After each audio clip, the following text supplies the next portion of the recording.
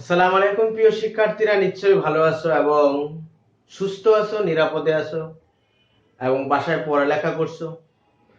তো তোমাদেরকে পড়ালেখার বাইরে আজকে একটা বিষয় নিয়ে আমি কথা বলবো, অর্থাৎ তোমরা জাতির ভবিষ্যৎ, তোমরা পরিবার, দেশ, সমাজ সবকিছু তোমরা ভবিষ্যৎ। অর্থাৎ তোমাদের উপর নির্ভর করবে আগামী প্রজন্ম কিভাবে উন্নত হবে, কতটা ডিজিটাল হবে। তাহলে তোমাদের উপর যদি সবকিছু নির্ভরশীল, তাহলে তোমাদের অবশ্যই কোনটা সঠিক কোনটা ভুল, অর্থাৎ কোনটা ভালো কোনটা মন্দ আমাদের জানতে হবে। তো তেমনই একটা ঘটনা, সেটা হলো যে আমাদের দেখো এখন সমাজে সবচেয়ে একটা আহ মরণ ব্যাধি বা অথচ এবং সমাজ ধ্বংসকারী একটি ব্যাধি, যেটার নাম মাদক। এই মাদক থেকে আমরা দূরে থাকবো এবং অন্যকে দূরে রাখবো এবং মাদককে ঘৃণা করব, যেটা আমাদের জীবনকে ধ্বংস করে, সমাজকে ধ্বংস করে, জাতিকে ধ্বংস করবে, একটা ফ্যামিলিকে ধ্বংস করবে। সেটা থেকে অবশ্যই আমরা কি করব? দূরে থাকব এবং অন্যকে দূরে রাখার ব্যবস্থা করব এবং মনে প্রাণে ঘৃণা করব। কারণ তুমি যদি সুস্থ থাকো, তাহলে তোমার ফ্যামিলি সুস্থ থাকবে, সমাজ সুস্থ থাকবে, তথা দেশ, জাতি, বিশ্ব সুস্থ থাকবে। তাই আমরা অবশ্যই আজকে থেকে এই প্রতিজ্ঞা করি যে আমরা মাদককে মনে প্রাণে ঘৃণা করি। তো প্রিয় শিক্ষার্থীরা, তোমাদের সাথে আমি বিশেষ করে একাদশ শ্রেণীর শিক্ষার্থী, যারা নতুন শিক্ষার্থী, অর্থাৎ কলেজ জীবনে পাড়া দিলেন, নতুন জীবন শুরু করলেন এবং সবচেয়ে ইম্পর্টেন্ট জীবন কলেজ জীবন, যার উপর ভিত্তি করে আমরা পরবর্তী স্টেপে কোথায় জায়গা করে নেব, সে পরিশ্রমটা আমাদের এখানেই করতে হবে। একাদশ শ্রেণীর তৃতীয় অধ্যায়, অর্থাৎ পর্যায়বৃত্ত ধর্ম এবং রাসায়নিক বন্ধন। গত ক্লাসে আমি পর্যায় সারণী নিয়ে একটু আলোচনা করলাম। নিশ্চয়ই তোমরা পর্যায় সারণী নিয়ে অবশ্যই বাসায় প্র্যাকটিস করবে। আমি অনুরোধ করব প্রত্যেকটা স্টুডেন্ট তোমরা বাসায় বসে পর্যায় সারণী আঁকবে এবং একে তোমরা নিজেরা মৌলগুলোকে তাদের অবস্থান অনুসারে সাজাবে। কারণ আমরা রসায়ন পড়বো, রসায়ন হলো 118টি মৌল নিয়ে। তাহলে মৌলকে না চিনলে আমরা রসায়নকে চিনবো না, মৌলকে মজা করে বুঝলে রসায়নকে মজা করে শিখবো। আজকে আমি পর্যায়বৃত্ত ধর্ম নিয়ে কথা বলবো। তোমাদের নিশ্চয় মনে আছে আমাদের পর্যায় সারণীতে কয়টি গ্রুপ আছে, কয়টি পর্যায় আছে, সেগুলো নিয়ে আমরা নিশ্চয় জানি এবং আমরা 9, 10ও সেটা নিয়ে কথা বলছি। আমাদের যে আধুনিক পর্যায় সারণী, সেটা নিশ্চয়ই তোমরা জানো। সেখানে উলম্ব বরাবর যে 1 থেকে 18টি গ্রুপ আছে, সেটাকে আমরা গ্রুপ বলি, নিশ্চয়ই আপনারা জানেন। এবং অনুভূমিক 60টি আছে, যেটাকে আমরা বলি পর্যায়। এটা আমরা জানি, এটা পর্যায়। তাহলে আজ আমরা কথা বলবো যে পর্যায়বৃত্ত ধর্মগুলো নিয়ে। পর্যায়বৃত্ত ধর্ম, অর্থাৎ পর্যায়বৃত্ত ধর্মটা কি আসলে? পর্যায়বৃত্ত ধর্মটা আসলে কি? অর্থাৎ পর্যায় সারণীতে একই পর্যায় থেকে শুরু করে আবার ওই পর্যায়ে চলে আসলে দেখা গেছে মৌলগুলোর ধর্মের বিভিন্ন ধরনের মিল পাওয়া যায়, অর্থাৎ বারবার পর্যায়ভাবে ওই ধর্ম চলে আসে। অর্থাৎ গ্রুপ 1 থেকে আমরা যখন যাবো, এরা ধাতু আস্তে আস্তে ধাতু থেকে উপধাতু, উপধাতু থেকে কি অধাতু।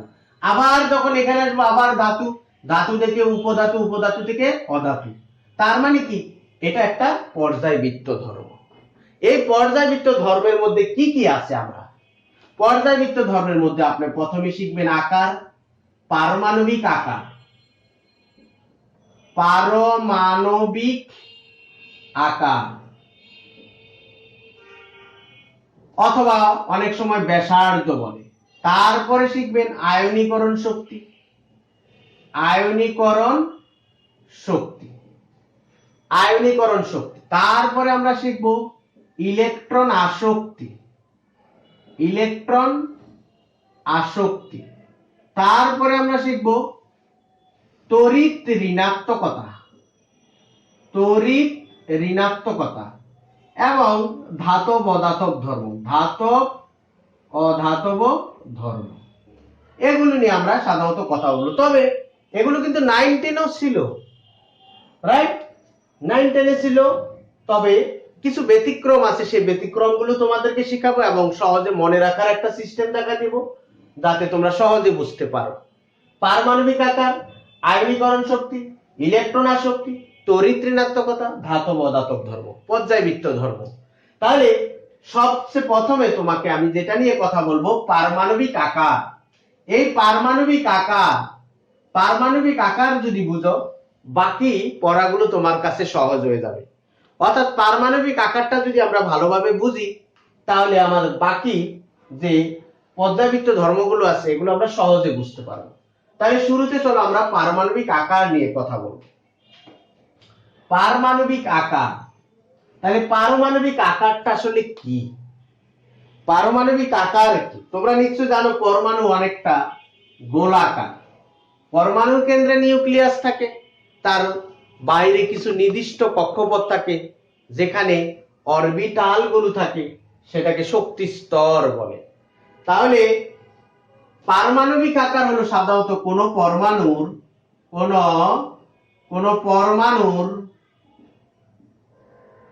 কেন্দ্র হতে বহিঃস্তরের মধ্যবর্তী দূরত্বকে পারমাণবিক আকার বা ব্যাসার্ধ বলে। কি বললাম? কোন পরমাণুর কেন্দ্র হতে বহিঃস্তরের মধ্যবর্তী দূরত্বকে পারমাণবিক আকার বা ব্যাসার্ধ বলে। আমি আগে বলেছি যে পারমাণবিক আকার, পরমাণু যেহেতু গোলাকার অর্থাৎ বৃত্তের মতো, তার মানে তার ব্যাপারটা হবে যে কোনো একটা পরমাণু তার কেন্দ্র থেকে তার বহিঃস্তরের দূরত্ব এটুকু হলো পারমাণবিক আকার বা ব্যাসার্ধ। তো পারমাণবিক আকার একটা পর্যায়বৃত্ত ধর্ম, অর্থাৎ একটা পর্যায় অনুসারে এটি এবং গ্রুপ অনুসারে এটি চেঞ্জ হবে। কিভাবে হবে সেটা আমরা নিশ্চয়ই বুঝতে পারবো এবং সহজভাবে বুঝবো। আমরা যে কোনো একটা পর্যায় এবং যে কোনো একটা গ্রুপ নিয়ে অ্যানালাইসিস করলে আমরা বুঝতে পারবো যে পারমাণবিক আকারটা কিভাবে চেঞ্জ হচ্ছে। প্রথমে আমরা একটা পর্যায়, যেমন আমরা যদি দ্বিতীয় পর্যায়ে লিথিয়াম পারমাণবিক সংখ্যা 3, তোমরা নিশ্চয় জানো দ্বিতীয় পর্যায়ের প্রথম গ্রুপ লিথিয়াম, এটা হলো 1s2 2s1। লিথিয়ামের সামনে যেটা আছে, অর্থাৎ আমরা দ্বিতীয় পর্যায়ের মোল নিয়ে কথা বলছি। আমরা দ্বিতীয় পর্যায়ে কারা আছে? লিথিয়াম, বেরিলিয়াম, তারপরে মাঝখানে পাকা, তারপরে বোরন, কার্বন, তারপরে আছে নাইট্রোজেন, তারপরে আছে অক্সিজেন, তারপরে ফ্লোরিন, তারপরে নিয়ন। নিশ্চয়ই তোমরা জানো যে দ্বিতীয় পর্যায়কে lithium, beryllium, boron, carbon, nitrogen, oxygen, fluorine, neon, এরা কোন পর্যায়ে আছে? দ্বিতীয় পর্যায়ে। তাহলে দ্বিতীয় পর্যায়ে লিথিয়াম এটা, তাহলে বেরিলিয়াম 4, তাহলে 1s2 2s2, তারপরে বোরন 5, তাহলে সেটা হবে 1s2 2s2 2p1, carbon 6 1s2 2s2 2p2, nitrogen 7, তাহলে নিশ্চয়ই তোমরা বুঝতেছো এটা হবে 2p3, অক্সিজেন 8, নিশ্চয়ই আপনারা বুঝতেছেন 2p4, 4 5 6 7 8, ফ্লোরিন 9, এটা হবে 2p5, এবং নিয়ন তোমরা নিশ্চয়ই জানো নিয়ন শেষ পর্যন্ত 2p6 হবে। রাইট? অর্থাৎ এখানে তোমরা একটা জিনিস লক্ষ্য করো, যেহেতু এরা সবাই দ্বিতীয় পর্যায়ের মোল, lithium, beryllium, boron, carbon, nitrogen, oxygen, fluorine, neon সবাই দ্বিতীয় পর্যায়ের মোল, তাই এরা সবার বহিঃস্তরে লক্ষ্য করো। লিথিয়ামের সর্বশেষ শক্তি স্তর কি? 2, বেরিলিয়ামের সর্বশেষ শক্তি স্তর 2, বোরনের সর্বশেষ শক্তি স্তর 2, কার্বনের সর্বশেষ শক্তি স্তর 2। তার মানে এরা যেহেতু দ্বিতীয় পর্যায়ে, সবার শক্তি স্তর 2টি। সবার শক্তি স্তর দুটি। ওকে, এখানে তো আমাদের এই নিয়ে আমাদের কোনো দ্বিধাদ্বন্দ্ব নেই, আমরা সবাই একমত যে দ্বিতীয় পর্যায়ের মোল যারা তাদের সবার বহিঃস্তরে 2। তাহলে একটা জিনিস লক্ষ্য করো, লিথিয়াম যদি আমরা চিন্তা করি, লিথিয়ামের প্রথমে আছে 2টি ইলেকট্রন, তারপরে বহিঃস্তরে একটা ইলেকট্রন, রাইট? বেরিলিয়ামের প্রথমে আছে 2টা ইলেকট্রন, তারপরে আছে 2টা ইলেকট্রন। বোরনের প্রথমে আছে 2টি ইলেকট্রন, তারপরে আছে কয়টা? বোরনের 3টা ইলেকট্রন। একইভাবে কার্বনের প্রথম শক্তি স্তরে থাকবে 2টি ইলেকট্রন, বহিঃস্তরে থাকবে 4টি ইলেকট্রন, রাইট? কারণ কার্বনের বহিঃস্তর কয়টা ইলেকট্রন? 4টা ইলেকট্রন। তার মানে আমরা লিথিয়াম থেকে নিয়ন পর্যন্ত যতই আঁকতে থাকি আমাদের সব শক্তি স্তর কয়টা?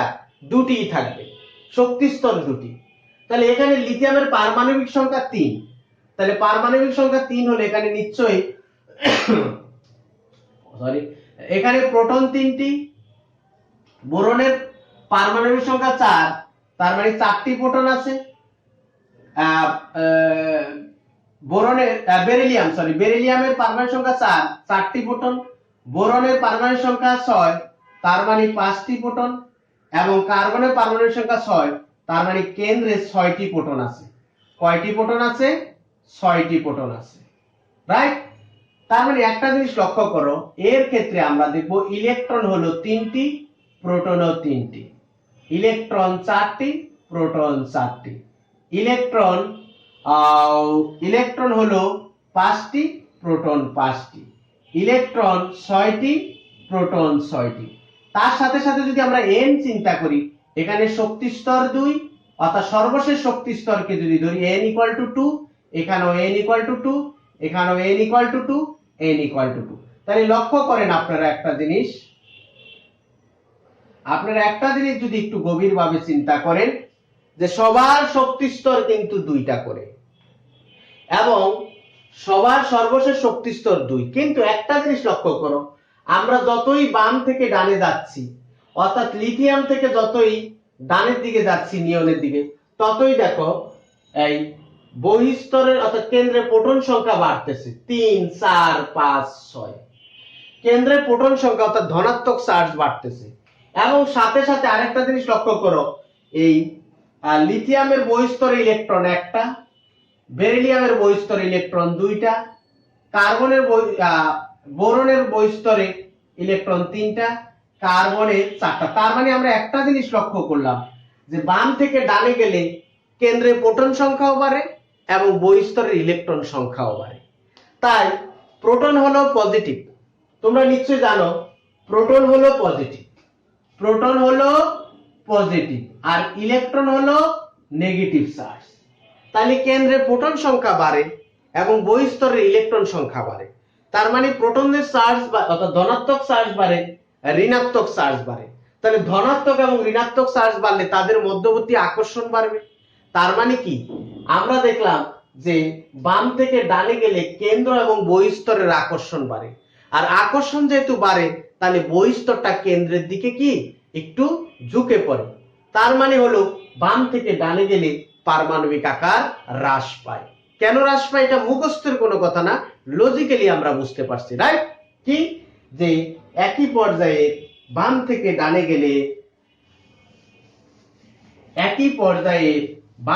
ডানে গেলে কেন্দ্রে প্রোটন সংখ্যা এবং একই পর্যায়ে বাম থেকে ডানে গেলে কি হবে? ডানে গেলে কেন্দ্রে প্রোটন সংখ্যা বাড়তে থাকে, সাথে সাথে বহিঃস্তরে ইলেকট্রন সংখ্যা বৃদ্ধি পায়। ফলে কেন্দ্র এবং বহিঃস্তরের কি আকর্ষণ বৃদ্ধি পায়। কি কথাটা কি বুঝতে পারছেন? কি কথাটা কি বুঝতে পারছেন? একই পর্যায়ের বাম থেকে ডানে গেলে কেন্দ্রে প্রোটন সংখ্যা বাড়তে থাকে, সাথে সাথে বহিঃস্তরের ইলেকট্রন সংখ্যাও বাড়তে থাকে। ইলেকট্রন সংখ্যা বৃদ্ধি পায়, ইলেকট্রন সংখ্যা বৃদ্ধি পায়, ফলে কেন্দ্র এবং বহিঃস্তরের আকর্ষণ বৃদ্ধি পায়। তাহলে কেন্দ্র এবং বহিঃস্তরের বৃদ্ধি পেলে কি হবে? সুতরাং আমরা লিখতে পারি পর্যায়ের বাম থেকে ডানে আকার কি হ্রাস পায়, এটা আমাদের মাথায় রাখতে হবে। একই পর্যায়ে বাম থেকে ডানে গেলে আকার হ্রাস পায়। রাইট? নিশ্চয় আমরা বুঝতে পারছি যে যখন আমি কাউকে জোরে টানবো, জোরে টানলে সে নিশ্চয়ই একটু আমার কাছে আসবে। তার মানে সেন্টারে প্রোটন সংখ্যা বৃদ্ধির কারণে, বহিঃস্তরের আকর্ষণের কারণে সেটা আস্তে কি কাছে চলে আসবে, নিউক্লিয়াসের দিকে আসবে, ফলে কি হবে? আকার হ্রাস পাবে। তার মানে আমরা বলতে পারি আকার হ্রাস বৃদ্ধি হলো কিভাবে? এভাবে আমরা বলতে পারি। রাইট? বলতে পারি কি? হ্যাঁ, নিশ্চয়ই পারি। কি নিওনের চেয়ে অক্সিজেন ফ্লোরিন, নিওনের চেয়ে ফ্লোরিন বড়, ফ্লোরিনের চেয়ে অক্সিজেন বড়, অক্সিজেন থেকে নাইট্রোজেন বড়, নাইট্রোজেন থেকে কার্বন বড়, কার্বন থেকে বোরন বড়, বোরন থেকে বেরিলিয়াম বড়, বেরিলিয়াম থেকে লিথিয়াম বড়। পারমাণবিক আকার এদিকে বাড়বে আর এদিকে হলো হ্রাস পাবে, হ্রাস, আর এদিকে হলো বৃদ্ধি। তার মানে আমরা কি বুঝলাম? একই পর্যায়ের বাম থেকে ডানে গেলে আকার হ্রাস পায়, আর ডান থেকে বামে গেলে বৃদ্ধি পায়। কোনো মুখস্থ কথা না, কিন্তু বুঝার কথা, এবং সেটা সহজভাবে বুঝার কথা। চলো আমরা গ্রুপ নিয়ে কথা বলি। এটা নিশ্চয় আমরা লিখে ফেলছি, রাইট? গ্রুপ নিয়ে কথা বলি। একই গ্রুপ, যেমন আমরা যদি প্রথম গ্রুপ নিয়ে কথা বলি, প্রথম গ্রুপে কারা আছে তোমরা নিশ্চয়ই জানো। কি কারা আছে? Hydrogen, lithium, sodium, potassium, rubidium, caesium, francium. এরা কোথায় আছে? গ্রুপ 1 এ আছে। কোথায় আছে? গ্রুপ 1 আছে। কি hydrogen, lithium, sodium, potassium, rubidium, caesium, francium. তাহলে আমরা দুই একটা ইলেকট্রন বিন্যাস করি। হাইড্রোজেন 1s1, আর লিথিয়াম এটা নিশ্চয়ই জানেন, সোডিয়াম 1s2, 2s2, 2p6 এবং 3s1। তোমরা একটা জিনিস লক্ষ্য করবে, এরা যেহেতু গ্রুপ 1 এ আছে, তাহলে এরা সবসময় এদের বহিঃস্তরে একটা ইলেকট্রন থাকবে গ্রুপ 1 এ, এবং পর্যায় অনুসারে এদের শক্তি স্তর বাড়বে, অর্থাৎ এটা 1, 2, 3, 4, 5, 6, 7। দেখো এই যে এটা সর্বশেষ শক্তি স্তর 1, এটা সর্বশেষ শক্তি স্তর 2, এটা সর্বশেষ শক্তি স্তর 3। তার মানে আপনি নিশ্চয়ই বুঝতে পারছেন যে পটাশিয়ামের ইলেকট্রন বিন্যাস কেমন হবে? 4s1। রুবিডিয়ামের ইলেকট্রন বিন্যাস কেমন হবে? এটা 37 পারমাণবিক সংখ্যা, এটা হবে 5s1, কারণ এটা পঞ্চম পর্যায়ে 1 গ্রুপ। কত সহজ, কত মজা, রাইট? আচ্ছা, এটা একটু সংক্ষেপে দেখে নেন। তাহলে আমরা দেখলাম একই গ্রুপের উপর থেকে নিচে গেলে দেখো শক্তি স্তর বাড়ে। দেখো এখানে এর মান 1, এখানে সর্বশেষ শক্তি স্তর 2, এখানে সর্বশেষ শক্তি 3, এখানে সর্বশেষ শক্তি স্তর 4, 5। তার মানে শক্তি স্তর বাড়ে। তাহলে শক্তি স্তর যদি বৃদ্ধি পায়, তাহলে তোমরা নিশ্চয়ই বুঝতে পারছো একটা শক্তি স্তর, দুইটা শক্তি স্তর, তিনটা শক্তি স্তর, আস্তে আস্তে যেহেতু শক্তি স্তর বাড়ে, তাহলে তাদের কেন্দ্র এবং বহিঃস্তরের দূরত্ব বাড়ে। আর কেন্দ্র এবং বহিঃস্তরের দূরত্ব বাড়াতে আকর্ষণও কমে, ফলে তাদের কি কেন্দ্র এবং বহিঃস্তরের দূরত্ব বাড়াতে তাদের আকার বাড়ে। তাহলে আমরা কি সিদ্ধান্ত নিতে পারলাম? যে একই গ্রুপের উপর থেকে নিচে গেলে নতুন নতুন শক্তি স্তর সৃষ্টি করে, নতুন নতুন শক্তি স্তর যোগ হয়। তাই একই গ্রুপের উপর থেকে নিচে গেলে আকার বৃদ্ধি পায়, আর এদিকে আমরা কি শিখলাম? আকার হ্রাস পায়। তার মানে একই গ্রুপের উপর থেকে নিচে গেলে আকার বৃদ্ধি পায়, এবং একই পর্যায়ের বাম থেকে ডানে গেলে আকার হ্রাস পায়। আশা করি বুঝতে পারছেন। এই আকারটা যদি আমরা ভালো মতো বুঝি, তাহলে বাকিগুলো ভালোভাবে বুঝতে পারবো, আশা করি বেশি বেশি প্র্যাকটিস করবেন, মজা করে শিখবেন, মজা করে কেমিস্ট্রি শিখবেন, রাইট? ওকে, সে পর্যন্ত সবাই ভালো থাকেন। নতুন ক্লাসে নতুন পড়া নিয়ে হাজির হব, এবং সুস্থ থাকো, ভালো থাকো, আল্লাহ হাফেজ।